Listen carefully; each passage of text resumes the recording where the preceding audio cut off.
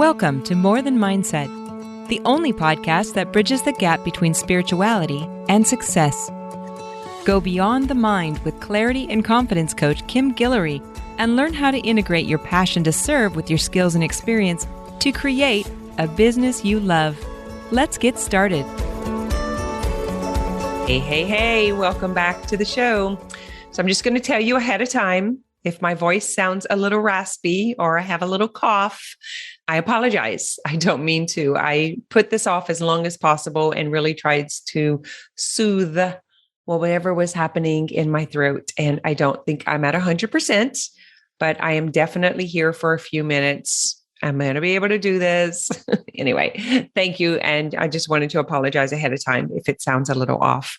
So today I'm going to be talking about goals and what is the problem or the issue with having goals that are too small.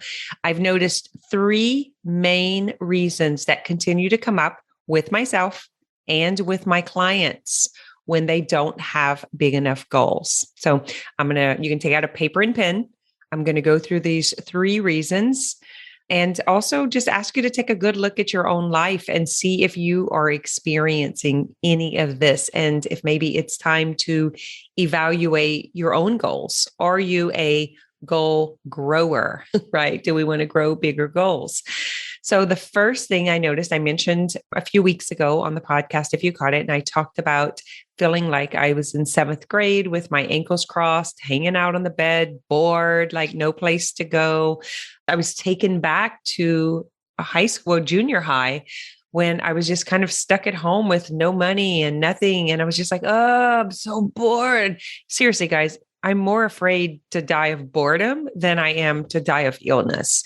Boredom is really bad. It is just a thought. It's the way that we think about what's happening, but just saying, I don't like the way it feels.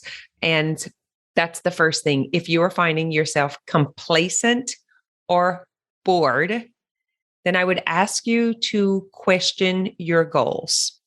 It's like without urgency, we don't have that push. It's just like the human condition is just to want the easy way out, right? That's just the way the brain functions. It wants it to be easy. We don't want to struggle. I need to rest for a while. That's all BS, belief system. Whoever told you that has not reached goals in their own life. Okay. So let's just get that straight because I have been listening to that. I work too much. I work too hard. All I do is work. I don't know how to do anything else. Well, you know what? I love to work. I love my mission. I am not going to apologize for that. I am excited about creating change that's going to matter for generations to come. That gets me going. That's better than getting on any roller coaster or any adrenaline rush. That excites me. I don't need to go and get my nervous system all riled up, jumping out of an airplane, because my goal is big enough and exciting enough that I don't have to go and create that adrenaline. It lives inside of me and it makes me feel alive and excited. I'm not going to apologize for that, right? So the first problem with your goals being too small is you become complacent and bored. The second problem or issue is you lose motivation and drive. You lose motivation and drive. So it's like, what do you need to get up for? Why do you need to hurry up and do that, right? You become a master procrastinator because you lose the motivation and drive. You have all the time in the world. It doesn't really matter when it happens. It's no big deal. The world's not going to come to an end. You get where I'm going? Yeah, you picking up what I'm putting down? When we lose motivation and drive, we lose momentum and we begin to lag with time. This is what led me to buy the van. I'm just realizing this now, is I had so much time And I have been told so many times that all I do is work and I don't want to do anything else. And, basically that my life is boring to other people. So I was trying to punish myself, like as if this addiction to work was a bad thing, as if serving the world to the capacity that I want to reach them was a bad thing. And so I bought a van thinking I was going to use this downtime, right? This time where didn't have the motivation and the drive, where I was bored and complacent. And I was just going to go ride around in the mountains, go hang out for a few days and travel the world. I was looking to waste time. That is why I bought the van. So I could just hit the road and go utilize some of this downtime. Is that crazy? It's like I suddenly woke up and realized what I had done. I don't have regrets, by the way. I'm totally going to use it.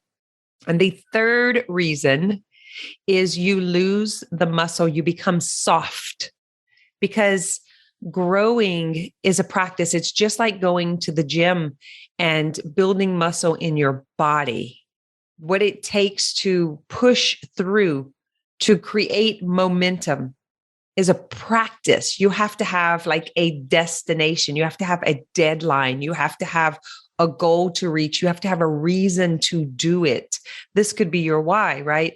And so if your why were urgent and important, then you would get to the gym, which is getting yourself in life. And you would push more. You would tell more people what you were doing. You would be more excited about it. You would be screaming it from a megaphone so that more people could hear it, because you had that urgency, because you were building that muscle to push through, right? So all of this becomes the issue, and you become a procrastinator because you don't have anything to attain. You don't have any goal to reach. There's nothing in your mind that says it has to get done. I hope this is waking some of you up. I hope you become a goal grower. It's like, I didn't realize what a problem this was until one day I woke up. So, how sometimes you tell the story like, you've been raising kids, for the last 20 or 30 years. And all of a sudden you wake up and you're like, whose bed am I in? Whose life am I in? Whose body is this? What's happening? Where am I? Who am I?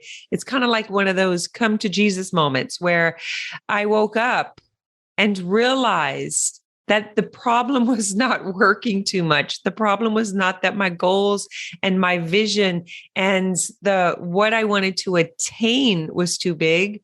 The problem is that I lost momentum and I decided I didn't have to hurry up and do it. It was no big deal. No one was going to lose anything. No one wanted this anyway, right? You've all told yourself this stuff.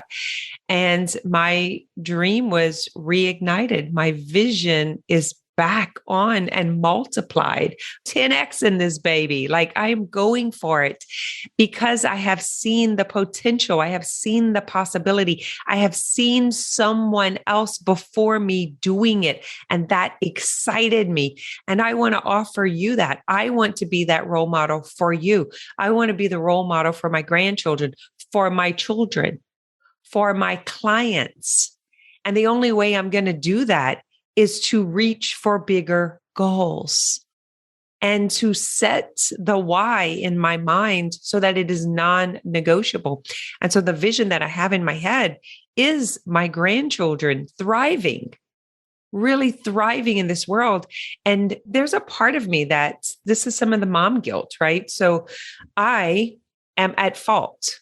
I am the problem of why my children don't dream big enough. That's my fault. It's on me.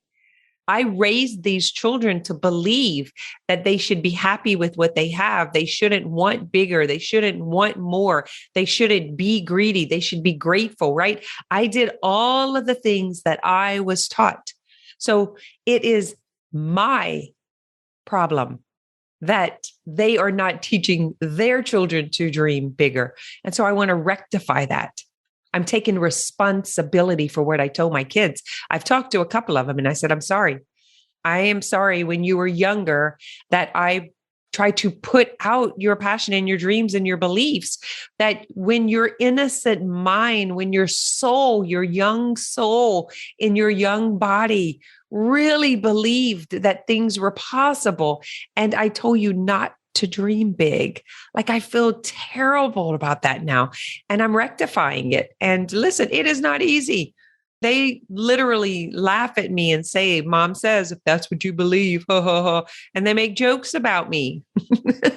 And I'm like, it's my fault that you're doing that. I created this impression upon you. I taught you to settle and to be happy with what you have. And now they've all decided that they want to live around here. And now their kids are seeing it. And I'm rectifying it. Matter of fact, new hashtag came through me. I was in Florida last weekend, and it was 4:30 in the morning, and I was like getting my jam in or on. And suddenly I just had this sparked idea, hashtag $1 million Grammy. And I'm like, oh my God, that is exciting. Hashtag $1 million Grammy. I am going to teach my 12 grandchildren that making $1 million is possible. I want them to attain that in their lifetime. I want them to have their dreams met. I want their goals to be really big. I want to be the example of that. And so I'm here to apologize for anyone who is listening and who I have said you should settle and you shouldn't burn yourself out or any of that stuff. Because don't be complacent. Don't be bored. It's not fun. Don't lose motivation and drive and become a procrastinator and start trying to kill time like I was doing. And most of all, don't lose the muscle and become soft. If you quit going to the gym, you become soft. If you quit reaching for goals, if you keep driving for bigger, if you quit writing down the whys and writing down the bigger goals and visions and dreams, you become soft, complacent, not driven. How terrible. So I'm here to rectify it and to turn it around. I'm here to apologize. I'm here to make it better. I'm here to be the role model of what it's like to go for the bigger goals. And so that's all I got for you this week. Is I just wanted to tell you what I was thinking about, where I've been, and what is the problem with becoming soft and complacent and procrastinating and wasting time. The biggest problem is it's not fun. It's boring. And there is no urgency.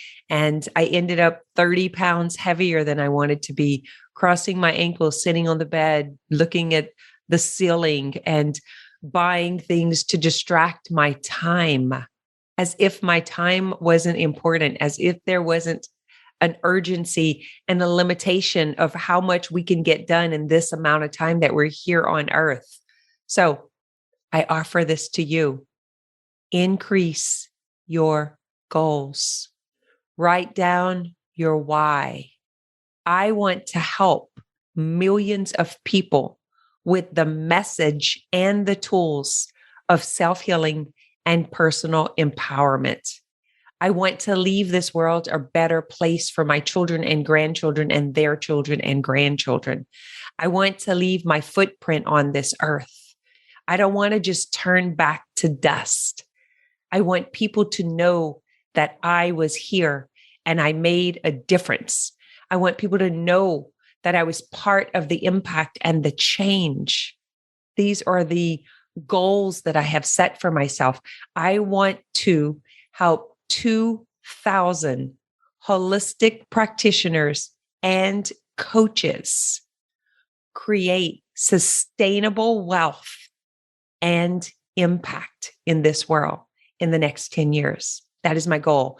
My integrative coach training is back open. If you happen to be one who's been saying, one day I'm going to train with Kim. I'm going to learn this mind-body connection. I'm going to help people heal their lives.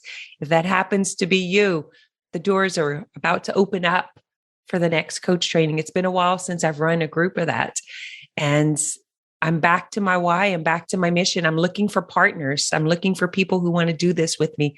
I'm looking for missionaries, people who are on a mission to help improve society, to help improve humanity, to take our suicide rate that is at 28%, 29%, and bring it down to 0%. How's that for a goal? Let's bring the suicide rate down to 0%. So instead of a third of our population dying by their own hands, we have none, because their dreams were not big enough, because they didn't have the tools to believe it was possible. They didn't think that they could get their needs met. That's it. That's why we exit the world, because we don't believe what we want and need is possible. We don't believe we can attain it. We don't have the tools. We don't have the examples. We don't have the experience.